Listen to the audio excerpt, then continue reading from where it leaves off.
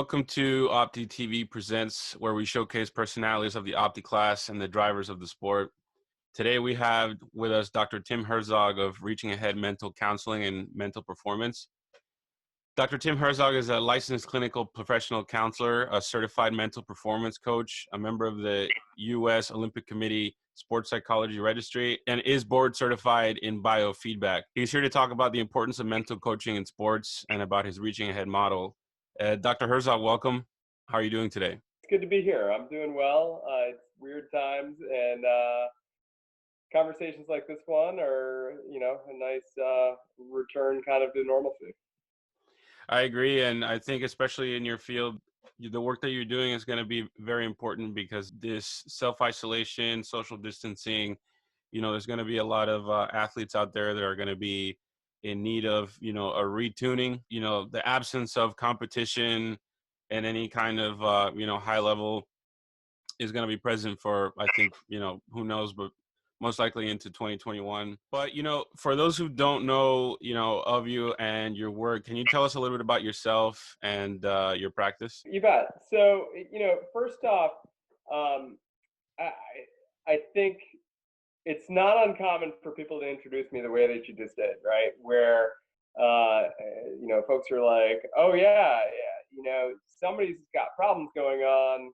We're going to be ready for you, right? And I would actually say that's half true, right? So I help people with problems, whether it be anxiety or depression or what have you, right? Bouncing back after things have gone poorly. But I also help people who are at the top of their game simply perform that much more consistently. So, oftentimes it's about removing the little barriers to performance and enhancing the skill sets that are already there. So my background, I come at this from a few different paths, right? So I, for many years, was a competitor and coach myself. And actually got back into it in recent years as a competitor. I had a little bit of a hiatus there during grad school and starting a family and living in the Rockies for a bit. But I started coaching when I was 17 years old, and not long after having read my first sports psych book and the inner game of tennis. And I tried applying principles of what I was learning in sports psychology to myself and to those whom I coached. And then in college, I sailed out of St. Mary's College, and I guess the pinnacle of my coaching career was when I was head coach at Boston College. Prior to Greg Wilkinson, I feel like I helped start a legacy there. And we had fifth at Dinghy Nationals, and we had 4 All-Americans on that roster, which was more than they had ever had in a given year up until that time. That's a little bit about my background. These days, I'm set up. The past 6 years, I've been in Annapolis, Maryland. Before that, I was in private practice in Bozeman, Montana. But in both contexts, I've done a lot of work with people from afar. Wow, that's I think quite a varied background and an impressive resume. And I know that you do a lot of work with, like you said, not just performance coaching, but the counseling side of it. And reading into your Reaching Ahead model and the work that you do, I found it really interesting, especially how you kind of tied together therapy, counseling, and performance coaching. Sometimes people think that just sports coaching is just a little bit of pep talk, and that's the the mental side of things. But delving into it, the importance lies in like the idea that if you're gonna get a coach to work on your sailing technique, why not get somebody to help you with the mental side of things as well. And in sailing, it's very much a mental game, and that's what hopefully we're gonna try to shine some light on with you here today. So let me ask you, what does the science say in terms of the stresses of competition and what it can do in regards to anxiety? Yeah, so gosh, there's so many different things that you just brought up that I could zoom in on. I want to rewind for a second and zoom in for a second on the idea of a pep talk, and then I'll answer your more direct question. So first off, I guess I feel like my role and actually the role of straight up sailing coaches is not necessarily to provide those pep talks at all. The way I see it, you know, sailors come into this with whatever drive that they have, and sure, we can cultivate that as part of being a good coach. But if a sailor relies on somebody else, whether it's a parent or a coach or a teammate, whomever, you know, for that pep talk to be in the right place in order to go perform, you know, rah rah, you can do it, or whatever it is, right? Then something's wrong, right? Because you know, we want to cultivate individuals who don't depend on other people in order to get themselves in the right spot. I feel like I've done my job when I become obsolete, and I think for sailing coaches, in a way, that's true too. I mean, you're an extra set of eyes, Definitely. and you add that much more when you're on the water, but you should be a bonus, not a necessity, right? So I just wanted to speak to that for a second. So, you know, regarding the science of anxiety, gosh, again, my brain goes all different kinds of places, but one thing that I tend to focus on a bunch in my practice is heart rate and heart rate variability, right?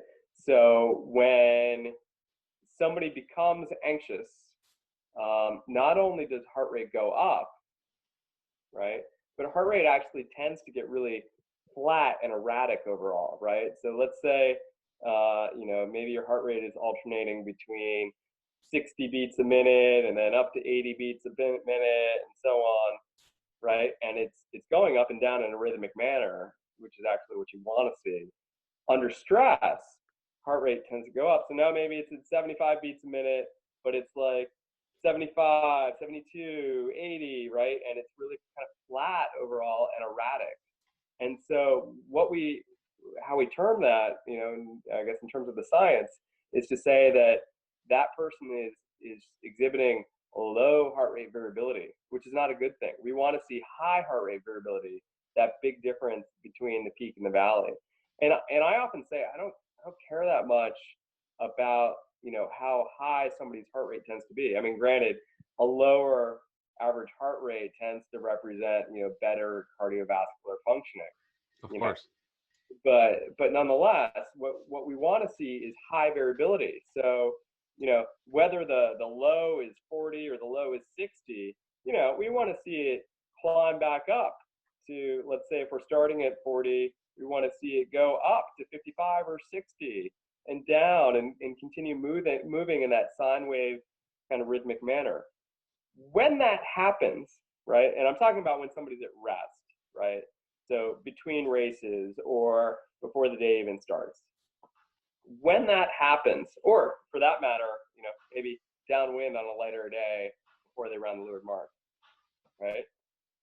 When people achieve high heart rate variability, right, they tend to experience fewer racing thoughts. And I don't mean like sailboat racing. I mean like a mile a minute thoughts are flowing through your brain like, okay, wait, I can't do this. No, that guy's got me. Oh, I'm screwed. Whatever, right? We experience fewer racing thoughts. And we tend to feel, at the same time, plenty alert. So more mentally calm, and at the same time, more physically alert. You know, that's what we're after. And there's a few routes to get there. So I'm often working with people on establishing good breathing habits, right? And so a breathing practice where at the beginning and end of the day, you're taking some steps to lower your baseline level of stress and anxiety. Ideally, and it's hard to get people to commit to this, but when they can, man, are there good benefits. If somebody can adopt a breathing practice where they're doing, even for a 10-week period, where if they commit to it, right? If they do 20 minutes in the morning and 20 minutes at night where they're doing paced breathing, ideally 6 breaths a minute, right? And you can do this with, inexpensive or free pacers that you can find online. So a 4-second inhale and a 6-second exhale. And what you find ends up happening, right, is that as you inhale, heart rate goes up, and as you exhale, heart rate goes down. And so we establish that big variability. And, if you're focused on your breathing, like the most boring thing in the world, right? Because we're all breathing all the time, right? If you manage to focus on your breathing, any of those elevated emotions that you might have actually get calmed a whole bunch, right? Because you're focused on this boring stimulus. Plus, if you can manage to focus on that boring stimulus, man, you can focus on just about anything. You can catch that wind shift that's way up the course, or the random puff that is just to the left of the leeward mark, or whatever it might be, right? So, really good situational awareness comes along when we manage to have that higher heart rate variability. When we're under stress and anxiety, heart rate variability tends to get small. A lot of that depends not only on how we breathe, but also on how we think. So when I have people hooked up to heart rate variability devices, right, if I bring up things that stress them, if they haven't practiced some of the techniques that I teach, we can instantly see their heart rate variability gets dysregulated, right? But if they've practiced the techniques that I teach a bunch, then we see that they manage to either not get flustered for very long, and we can see it up on the screen, or they don't get flustered at all. So I think you bring up a really good point with breathing and practicing breathing. Oftentimes I find that kids tend to get very anxious based on different things happening around their life, whether it be with school, home, sailing, or their social life. And generally, it's a tough time, for a human, because you're growing up and getting to know the world, and not to mention hormonal changes during those after years. Yeah. exactly. So I bring up anxiety because I find that a lot of kids nowadays have a lot of anxieties. Coming in just to the boat park, they're already carrying this weight on their shoulders. So to talk a little bit about your practice reaching ahead. Can you tell us a little bit about the difference between therapy, counseling, and performance coaching? Because I think maybe that can be confusing for some. So, at one end of the continuum, we've got psychotherapy, right? So this is the deep dives into stuff like attachment, right? Figuring out how to optimize your relationships by, maybe working through some emotional scars from when, things went wrong with your parents, that kind of thing, right? Then kind of more in the middle of the continuum, there's counseling, which is more focused on solving everyday problems, and the therapist maybe takes on a little bit more of a directive role, and there's more emphasis on homework assignments and that kind of thing. Kind of overlapping with counseling at least a little bit, is mental performance coaching. And so with that, we were very much talking about a skills focus. And so like the 12 skills of the reaching ahead model, that's the kind of thing that we most associate with mental performance coaching. And if you check out my website or the self-paced online training platform, you can see all of those 12 skills and what they're about. That platform, by the way, is www.reachingahead.thinkific.com. That's the mental performance end of the continuum. Now, I often talk about the other end of the continuum too, which is where we have coaching in the traditional sense, like coaching sailing, right? So talking about technique and strategy and tactics and that kind of thing. Now, obviously, a sailing coach can weave in a little bit of that mental performance work, right? Just like a mental performance coach can weave in a little bit of the sailing talk if they know what they're talking about. And I'm one of the few people that can do a little bit of both. Although I certainly, when it comes to technique or rigging, tuning, that kind of thing, I'm often saying, well, let's weave your coach into the conversation. And likewise, the mental performance coach, if they're qualified, can go to the counseling or psychotherapy end of the continuum. But I always try to make a clear distinction at the front end with any of my clients. What are we doing, right? What is our goal? And so that helps define our anchor, right? So if our goal is to improve relationship with parents and other people, right? Maybe it's counseling or psychotherapy. And maybe the goal is improved mental health, and as a byproduct, maybe performance improves. When we're doing mental performance coaching, the goal is improved performance, and maybe as a byproduct, mental health improves. That's a great explanation. I think that knowing the difference will help a lot if you're trying to find, these services.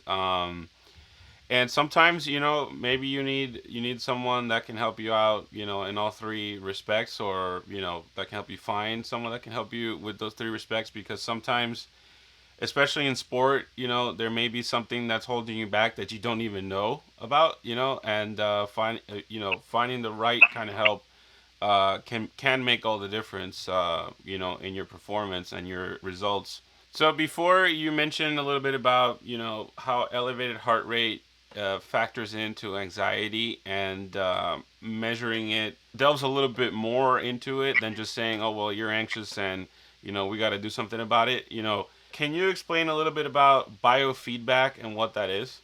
So, and I just want to emphasize one point too, right? So you mentioned, yes, heart rate goes up with anxiety, but in my mind, what's even more important is that heart rate variability goes down. So that Right. difference Right. in peak and valley gets shrunk. So with biofeedback, and there's, simple devices that we can use in conjunction with your cell phone, or there's more complex devices that we can use if you're willing to shell out the cash, or if you're able to get to me in person, or I can refer you to people. What that fancy equipment allows us to do is, whether it's a light sensor that goes on your ear, or an EMG sensor that goes on your trap muscles or any other muscle on your body, your frontalis, wherever, right? Or a thermistor that measures skin temperature, or what's called skin conductance, which measures how much sweat you're producing, or even EEG, right? Through all these different means, we can get a glimpse at what is happening on a physiological level with stress or anxiety response, and we can actually train you to influence that, right? It's called impacting the autonomic nervous system, right? And they called it the autonomic nervous system, right? Because it's like it's auto. They used to think like autonomic, like automatic, like you don't have any control over it. It's its own thing, right? However, we've learned, over the last several decades, that we actually can have a lot of influence over our autonomic nervous system. We can train it, and so by seeing what's happening with our body's stress response in response to psychological stressors, we can actually train what that response is going to be, and we end up having a whole lot of influence over our mental emotional states. And when we achieve that, man, does it not only feel better, it often translates into performance. That's really interesting because maybe sometimes, as athletes, we can struggle with the idea of control. Out on the race course, a million different things are going on, and a million different things can affect your race. Speaking on, controlling or influencing those biological responses, as you mentioned, what are some things that we can do in order to affect those responses from our body initially and make it work for us? Yeah. So, self-attunement is everything. Like if you look at the reaching ahead model, it it's all pathways that influence what we're talking about, whether it's directly or indirectly. But self-attunement is huge. Like being able to identify what emotional state you're in and to be able to do so in a non-judgmental way, right? Uh, a lot of people, you know, parents, kids, coaches, catastrophize uh, anxiety and other negative emotions, right? But just because they don't feel good, they aren't necessarily catastrophic. However, they often take on a life of their own if folks are like, whoa, I've got to control this. This feeling needs to go away. I'm often working with people on developing better self-talk habits, what I call the mind body ABCs. And so in that instance, A stands for activating event. It's the thing that happened, right? Uh, you know, you got a bad wind shift, or your parent or coach yelled at you, or whatever it might be, right? B stands for belief. It's the thought that pops up in that moment. And I do this, right, because I'm picturing, looking at a comic strip or the funnies, right? The bubble that's above somebody's head, whether it's in words or in images. We often try to, in the work I do with people, capture what's happening with that activating event. What's that B that pops up, that nanosecond later? And then the C's stands for consequences. So we're looking at what is the mood, right? What is the experience in the body? And if that B sticks, right, what is the behavior or the impulse in terms of your behavior in that moment? So I work with people on becoming aware of each part of that chain, right? And that awareness by itself goes a long way. And oftentimes I'm working with people on trying on new Bs, right? One thing I often emphasize is that we can't just force new thoughts or new Bs. If you have a thought, and we all have it sometimes, right? Like, oh, I suck, right? If you try to switch that with, no, I'm wonderful, right? Then you end up just getting in a battle in your own head. And it says, I suck, no, I'm wonderful, right? And in the meantime, sailboats are sailing by you and you just missed a wind shift and whatever else because you're so in your own head. Whereas I work with people on developing habits of trying on thoughts that work better for you. So for instance, and I say try on very purposefully. I think of it as like trying on a pair of pants. You can't force on a pair of pants that doesn't fit, right? But you can try on pants until you're like, yeah, this is just about right. Well, likewise, you can do the same thing with thoughts. So maybe instead of I suck and then battling it with something that just simply does not fit, right? Maybe it's, well, that sucked. Okay, right. And with that, we notice a totally different set of C's. Maybe the mood is frustrated still, but less, right? Maybe in the body, heart rate is still dysregulated, but less, right? And breathing is maybe a little bit more on track. And then in terms of behavior, instead of like throwing the tiller in the air or having a tantrum or, Classic Opti kid. right. Instead of that garbage, maybe it becomes something like, all right, what's the next most important thing I can focus on, right? Asking oneself that. And so, yeah, we can see really quickly changes made when people start becoming aware of that ABC kind of pattern in the first place, and when they get better at trying on the new Bs. But we can't force that process right away. And it's neat to do that kind of thing in conjunction with other skills, right? Weaving in mental imagery, weaving in the gadgets, maybe doing it with biofeedback. We can often see with biofeedback that, not only are we experiencing a different thought, based on self-report, right? And not only is the kid saying that they're experiencing something different in their body, but we can actually see on the screen they are experiencing something different in their body, and they can become much more in tune with, okay, I sometimes call it in the green or in the red. They can become that much more in tune with, okay, I'm in the green, I'm in a good place, or I'm in the red. Whoa, okay, I got to take some steps, whether it's my breathing or trying on a new bee or whatever, to get myself to a better place to be in the green. I think that that's fascinating, and that people in general could stand to benefit from utilizing these techniques that you talk about. The first thing in sport is motivation and routine. Is something that a lot of people don't realize, is that routine is a big factor in sports, especially for sailors. And if the foundation for sport period is motivation, if you don't want to compete, you can't perform if you don't want to, right?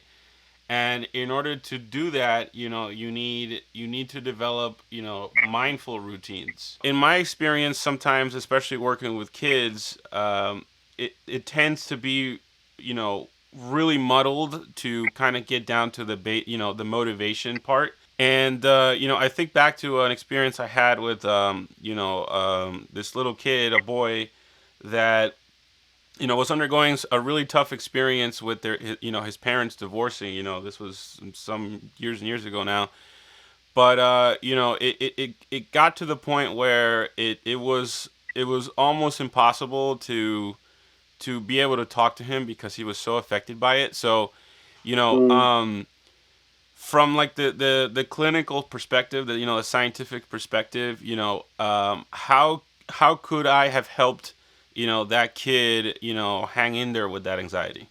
Yeah, so great questions, and I can tell, like, you feel for this kid, and I think that's often, kind of the unsaid role, uh, for coaches, right? Like, not only are you coaching sailing, but you're at times acting as a mentor, and you're looking out for kids, and those relationships, I think, will probably be more meaningful and memorable in the long run with a lot of these kids than anything they ever learned in terms of making a sailboat go fast.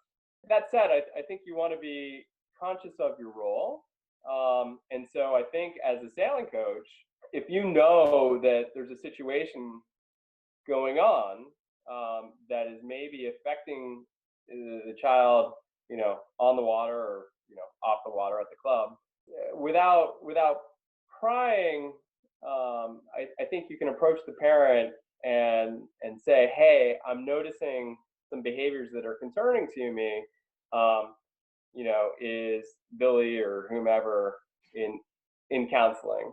You know, uh, if not, you know, maybe it would be a good idea." So at that point, I think that's, as a sailing coach, the most you can hope to accomplish in terms of helping to address that problem.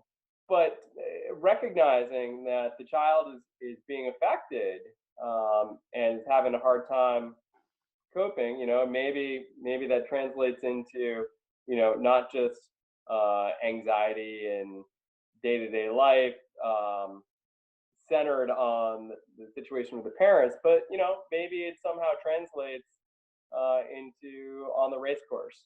You can help a child learn to hang in there with anxiety, oftentimes by one, getting them to tune into it, right? Like, okay, so you're anxious, and just like model some curiosity. Like, huh, I get anxious sometimes too, right? Normalizing it. Engage in some curiosity about what is their experience of anxiety, right? And say, like, okay, yeah, I think some of that is going to be there, and those aren't good feelings. So you can validate, like, it's not a pleasant feeling, and at the same time, you know, can you be curious about it? Can you notice it and, like, let it come and let it go without fighting it? You know. Um, And in fact, along those lines, one thing I'll often do with my clients, whether it's a therapy client or a performance client, is to have them model. with their hand what's going on in their body, right? Whether it's muscle tension or butterflies or whatever, and you have your hands kind of be a sculpture that represents your body, right? And so we go really tight when anxiety is high, right? But we go looser when anxiety is low.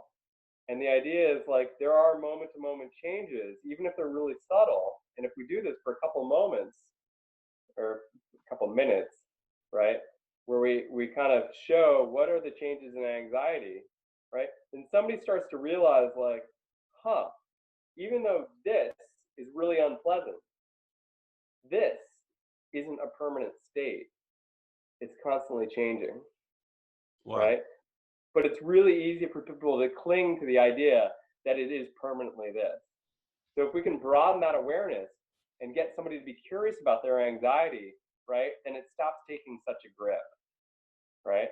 And so, that's just one of many techniques that can work towards being more curious about anxiety, such that we're able to hang with it. And if we take the catastrophe out of anxiety, right, then with that anxiety tolerance, right, some natural anxiety reduction is likely going to happen, right? Because as you're no longer fighting it, it tends to drop a little bit. Now, if you go into it with the goal of, okay, well, we're going to do this to get it to drop, it doesn't drop, right? Ah, So we want to encourage curiosity and get people to be mindful without the goal of so that you're more relaxed, right? But assuming we make some progress here where one becomes more able to be tolerant of anxiety, then we can also work with people on anxiety reduction techniques. And the biggest one I often work with people on is here, I'm going to move my camera a little bit, right? Is diaphragmatic breathing and paced breathing. So I mentioned 4 seconds on the inhale, 6 seconds on the exhale. And as I model it, I always point out, like, notice how still and loose my chest is, right? Like that hand is not moving at all. Whereas my hand on my belly is doing all the breathing work. It's going up, it's going down. So if I pair that with a pace, right, now with that anxiety reduction technique, now I'm coming at it from a place of like, okay, I'm going to turn this down a notch because I can, as opposed to because I desperately have to, right? And so if we aren't like, yes, yes. if it's not from that place of I desperately have to, right, then those anxiety reduction techniques are going to take a longer hold. They're actually, it's no longer a band-aid approach.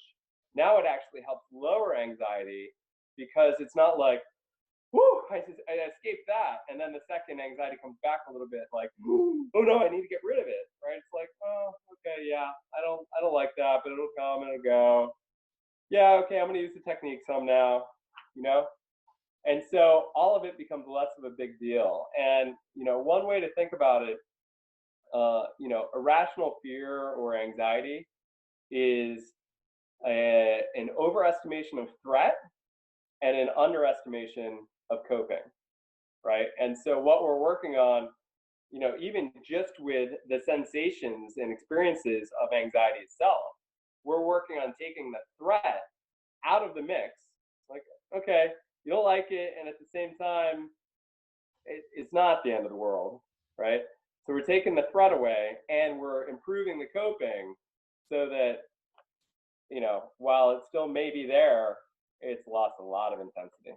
Do you find when you do work with athletes in performance coaching and maybe counseling as well, do you find that they oftentimes struggle with not just anxiety, but the idea that they have to deal with it because they have to, not because it's good for them? If I'm explaining myself. Sounds like uh, that some of the bees, some of that internal language is along the lines of like, I must win, or I should win, or I have to win, as opposed to I'd like to win. And when people become more aware of the language that they're using, right, and they go, well, should I? And if we can learn to kind of like in a lighthearted way, become curious about the language that we're using and go, well, wait a second, when I have that B, look at those C's. Yeah, that really that creates a lot of butterflies. And man, I'm holding that tiller tight and I'm not going very fast, right? Whereas if I say to myself, again, trying on a different B, I'd like to, okay? It's not discrediting the fact that you'd like to at all, right? It's acknowledging it, but it's reframing it in a way that in some senses is more accurate, right? Should you? Must you? I think that is absolutely spot on with the idea of language. Words do matter, especially in high stress situations. The old adage of if you think you can, right? But speaking on athletes, I find it always really uh, I find it always really interesting when I'm working with like the higher level sailors, the kids who do better consistently. They seem to manage stress of the sport and anxiety differently. So, what do you think in terms of these techniques that we're talking about? What do you think they do differently from somebody that you know it do you think they have a different routine than the sailors in the back of the pack versus somebody at the front? Yes, and I think it's routines all over the place, right? So it's in part using routines in day-to-day life, pre-regatta and at the regatta, that incorporate all the skills that I talk about in the reaching ahead model. But then it's also certainly, yeah, it's pre-performance routines once you're at the regatta venue, and it's pre-performance routines, before the start of a race. Um, and it's not just pre-start routines, right? It's around the race course. It's like pre-lured mark, pre-whatever, you know, engaging those good habits as you're heading into the fire, so to speak. Part of the deal with routines, right? Um, I'll say two things about it. One, routines are designed, should be, to help us be more mindful, right? When that tennis player, for instance, is playing with their strings between points, right? They aren't just fixing their strings, they're adjusting their breathing, they're adjusting their mental state to get ready for that next serve. But if they just go through what they're doing in a rote manner, like, okay, played with my strings, yep, all right, bounce the ball, here we go, right? If they act like robots about it without actually checking in with themselves, then it doesn't work. And it's the same thing in sailing, right? Like if you have your routines, but you just expect that somehow you're going to perform better because you robotically just did your routine without truly being aware of what your mental state is, where you are on that inverted U, and so on, right? Then it doesn't work. The other thing that I'll say about routines too is that they need to be flexible, right? And so, for instance, maybe we have a routine before every start, or maybe we have a routine before every leeward mark or before every whatever, right? But then part of the game is that there's a whole lot of uncontrollables, right?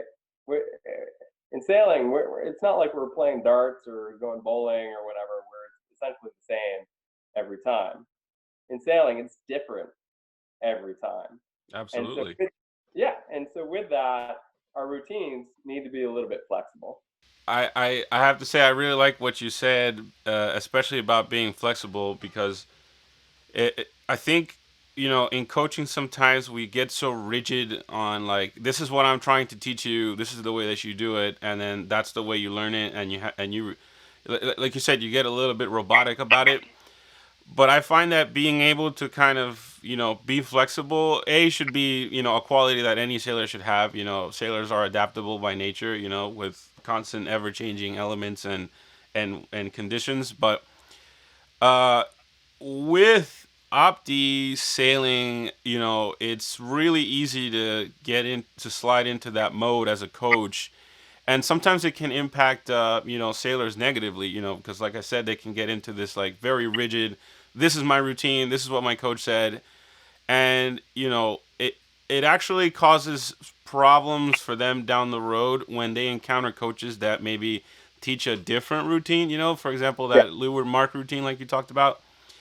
So maybe what's some advice that you would give coaches to that respect about being flexible in developing Yeah. routines? Model what you want to see, you know. So if you want to see a kid who is flexible and adaptable on the race course, then you need to be observant of your own rigidity and, you know, make a shift. And you don't have to announce to anybody that you're making the shift, right? It can just be a promise you make to yourself and something that you actively work towards. And likely you will see over time that your kids also exhibit more flexibility. I do sometimes see that, the biggest meltdowns with Opti sailors come when their coaches have not necessarily been all that flexible along the way. And that's not saying that coaches should be boundaryless or anything along those lines, right?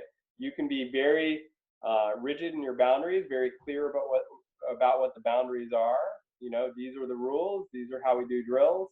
And at the same time, model not getting flustered when things don't go the way you want them to, right? Model being calm and adapting, and maybe even spelling out to people how you did adapt, so they see how just flexible you are, and they aspire to be flexible and adaptable just like you.